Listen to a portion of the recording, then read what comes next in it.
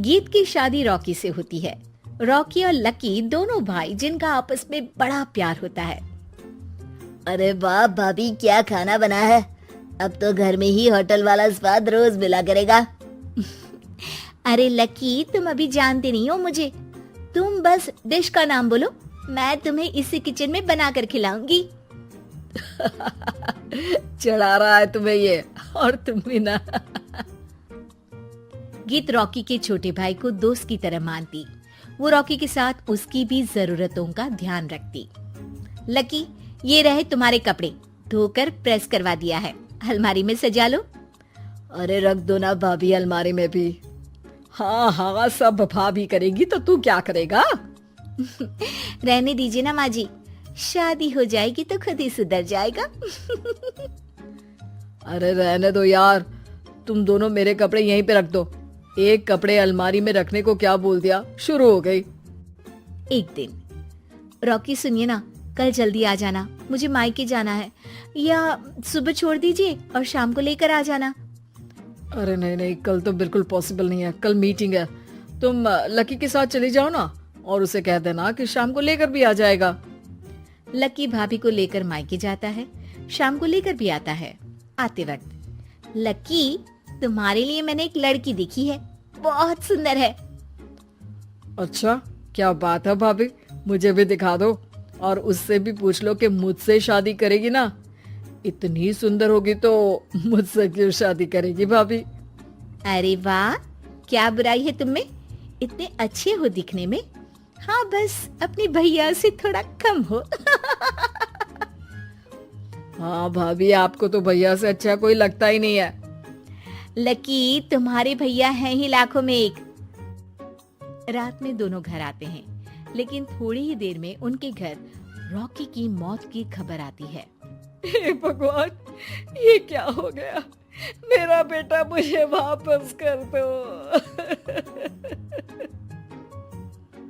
सब मिलकर माँ और गीत को संभालते हैं। एक दिन, गीत बेटा, अब तो रॉकी रहा नहीं, तू देख ले अगर मायके जाना हो तो।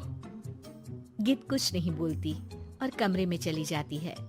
एक दिन बुआ सास उन लोगों के घर आती है।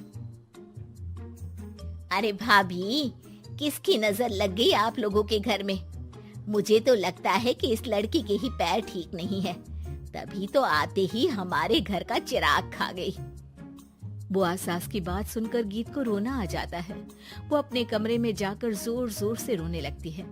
लकी को ये सब देखकर अच्छा नहीं लगता। बुआ क्या बोल रही हैं? किसी का जीना मरना ऊपर वाले के हाथ होता है, ना कि किसी के पैर पर। अरे देख लो भाभी, छोटा भी हाथ से निकल रहा है। ऐसा ना हो कि ये लड़की सबको आपके खिलाफ कर दे। तभी वहाँ गीत चाय लेकर आती है। लीजिए बुआ जी, चाय पी लीजिए। बुआ तो घर से चली जाती है, लेकिन सास के मन में गीत को लेकर नेगेटिव विचार भर जाते हैं। अब देख गीता, बहुत हुआ, यहाँ रहकर भी कुछ नहीं होगा। अच्छा होगा कि अपने मम्मी पापा को बोल के तुझे यहाँ से लेकर जाए।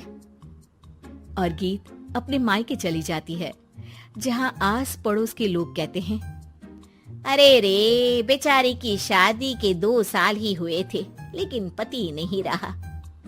सास ने भी घर से निकाल दिया। देखो भाई भाभी कब तक साथ रखते हैं। और शादी करा देनी चाहिए इसकी, तो उम्र ही क्या है इसकी। हाँ, लेकिन करेगा कौन?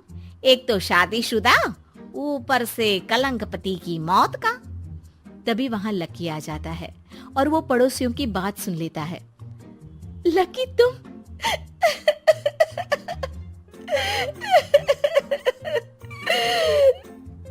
भाभी, ये जमाना आपको जीने नहीं देगा, लेकिन आप चिंता मत करना, मैं आपको आपके हिस्से की सारी खुशियां दूंगा। लीजिए, माँ ने आपका ये बैग भेजा है, इसमें आपके जरूरी सामान है जो वहीं रह गए थे। लकी देखता है कि गीत को ससुराल से लेकर मायके तक हर जगह सिर्फ ताने ही सुनने पड़ते हैं। वो सीधे अपनी माँ के पास जाता है। माँ, एक बात सुनो, ये कहाँ का न्याय है? एक लड़की जो छोटी सी उम्र में अपना पति खो चुकी है, वो अब दुनिया के ताने भी झेल रही है। यार, ये तो गलत है ना माँ। हमें भाभी का सपोर्ट करना चाहिए। क्या भैया होते तो भाभी को ऐसा देखकर दुखी नहीं होते?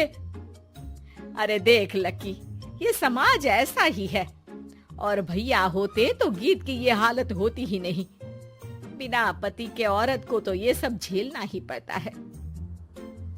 लेकिन कोई तो जरिया होगा ना माँ, भाभी भी हमारे परिवार का हिस्सा है, हम कुछ तो कर सकते हैं ना उनके लिए। हिस्सा है नहीं, हिस्सा थी, और अब तू ज्यादा ना भाभी भाभी करना बंद कर दे, समझा? कुछ दिन ऐसे ही बीतते हैं और एक दिन लकी देखता है कि गीत उसके ही कॉलेज में पढ़ने आई है। अरे भाभी, आप यहाँ कॉलेज में कैसे? लकी, मैंने पढ़ने का निर्णय लिया है। शादी के कारण मेरी पढ़ाई को बीच में ही रोक दिया गया था, पर अब जब कुछ नहीं बचा तो मैंने सोचा पढ़ाई में ही मन लगाऊं। अरे आपने बिल्कुल सही सोचा भाभी। किसी भी तरह की कोई भी जरूरत हो तो प्लीज बिना किसी हिचक के बताना, मैं हूँ आपकी मदद के लिए।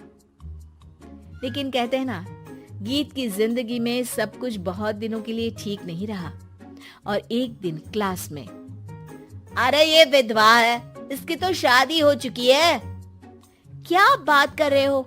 हमारे साथ तो बैठकर ऐसे पढ़ाई करती है जैसे बच्ची हो। अरे बच्ची नहीं, बहुत शातिर है ये। किसी को नहीं बताया कि ये शादीशुदा है, वरना हम इसे आंटी आंटी कहकर पुकारते ना। अरे अब तो पता चल गया ना आंटी जी। Aunty aunty. फिर क्या, सभी गीत को आंटी बोलकर चिढ़ाने लगते हैं। गीत को रोना आ जाता है और वो क्लास के बाहर जाकर रोने लगती है। सामने से लकी आ जाता है। अरे क्या हुआ भाभी, आप रो क्यों रही हैं? तभी पीछे से एक लड़की आ जाती है। हे हैंडसम, इस औरत से ना दूर रहना, इसके प्यार में मत पड़ जाना, क्योंकि ये शादीशुदा है। हमारे साथ झूठ बोलकर हम जैसी ही रह रही थी। हाँ तो क्या गलत है? सही उम्र में तुम्हारे माता पिता तुम्हारी पढ़ाई छुड़वा देते तो आज तुम भी शादीशुदा ही होती ना। और इनका पति नहीं रहा, उसमें इनका क्या कसूर? अरे कोई अपने जीवन को नई शुरुआत दे रहा है तो तुम लोगों को क्यों मिर्ची लग रही है? अरे तुझे बड़ी दया आ रही है, कर लेना तू शादी। लकी तब तो कुछ नहीं बोलता, लेकिन ये बात उसके मन में घर कर जाती है। और फिर एक दिन, माँ, मैं गीत से शादी करना चाहता हूँ। अरे क्या बक रहा है बेटा, तेरा भाई तो खा गई वो, अब मैं अपना दूसरा लड़का नहीं खो सकती। नहीं माँ, मैं गीत को यूं परेशान नहीं देख सकता। उसका कॉलेज में भी लोगों ने जीना मुहाल कर रखा है। मैं उनसे शादी कर उन्हें फिर से इस घर की बहू बनाऊंगा। तुम मानती हो तो ठीक है, नहीं तो मैं घर छोड़कर चला जाऊंगा। अरे मुझे मंजूर है बेटा। लकी माँ के साथ गीत के घर जाता है और उसका हाथ मांगता है। घर वाले मान जाते हैं। थोड़े से इनकार के बाद गीत भी लकी से शादी करने को मान जाती है।